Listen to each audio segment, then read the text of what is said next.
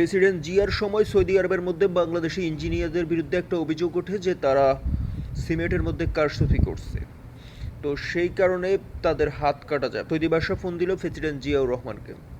জিয়াউর রহমানকে বললেন যে আপনার লোকদের বিরুদ্ধে অপরাধ প্রমাণিত হয়েছে, কিছু ষড়যন্ত্র ছিল অন্য অন্য দেশের ইঞ্জিনিয়ারদের। তো প্রেসিডেন্ট জিয়া বললেন যে হাত কাটা ছাড়া আর অন্য কিছু করা যায় না, তাদেরকে কোনোভাবে ক্ষমা করা যায় না। সৌদি বাদশা বললেন না, হাত কাটা ছাড়া ওর উপায় নেই।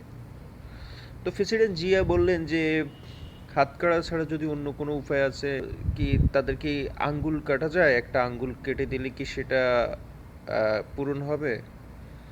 তো সৌদি বাদশাহ বললেন হ্যাঁ, সেটা করা যায়। তাহলে বুঝতে পারেন প্রেসিডেন্ট জিয়া কতটা ইন্টেলিজেন্ট ছিলেন, কতটা বুদ্ধিমান ছিলেন। এই নেতা যদি আরও 10টা বছর অথবা 15টা বছর যদি দেশ শাসনের ক্ষমতা পেতেন, বাংলাদেশ সিঙ্গাপুর অথবা মালয়েশিয়ার মতো অবস্থা হতো।